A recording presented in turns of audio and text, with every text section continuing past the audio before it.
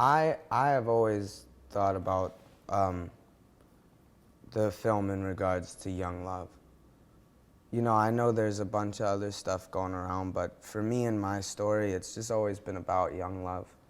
Um, and that's really what interested me, you know, was young love. That's really what I was in search of figuring stuff out about through the work, you know.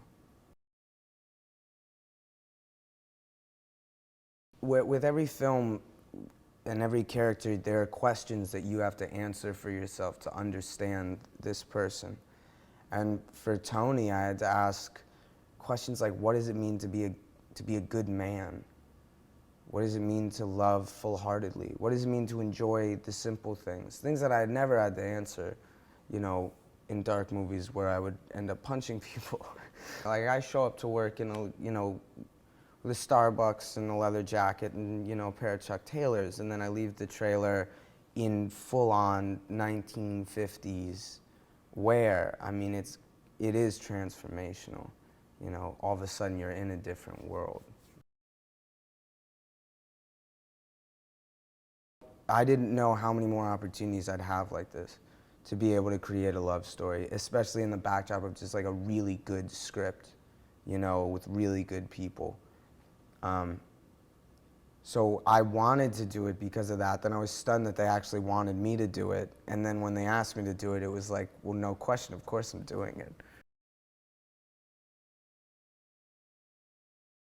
I love working with him. I also love, we come from very different worlds. He comes from the theater, and I come from like literally guerrilla filmmaking. Everybody talks about guerrilla filmmaking nowadays, but it's like, you know, you got to know what it's like to hop out of a van with a camera and just hear somebody calling action out of nowhere. You know, that's kind of stuff I've done. And I think that we also found a sort of a great way to work together from our different worlds. And it's really exciting because he'll give me ideas that I would have never thought of, and then I'll do things that I don't know if he would have thought of. I think it's just this interesting dance. We always then have to remind each other when we're going too far, you know, in one way, if we're thinking too much about the text, or if I'm thinking too much about, you know, doing weird improvisational stuff and stuff like that. But I love John. What Nick has done so well is he's the way he uses language. It's so important for these characters, especially for my character. There is not another way that I could say this to Ailish than the way that it's written. And that there was something that needed to be honored in that there was no way to convey what I felt without these words, you know. And so I just think it's, you know, a really well-crafted piece.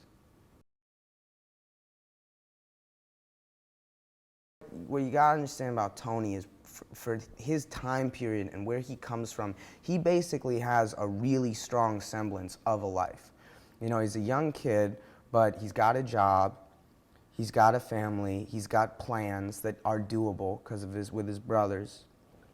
And so what's next is a girl, is a wife, is kids at some point. You know, it's not like now where, you know, Tony didn't go to college. That's not what he did. He's a plumber. He's a simple guy. And so his journey in life at this point is about finding love, and he finds it. The bottom line is, if me and Saoirse do our jobs right, you're gonna watch the movie and see two people in love, and it's gonna resonate the way it would always resonate, the way it would have resonated back then. That's the thing about love and humanity and care. It's the thing about meeting somebody that you care about till the day you die. I don't know if that's real or not. I don't know. That's part of what I'm trying to figure out with the piece.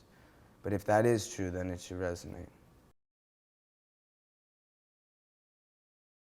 I'm a New Yorker, so it's hard telling everybody that I'm shooting a film called Brooklyn and Montreal. I must say, I'm catching slack from that back home. I mean, I tell them I can't do nothing about it.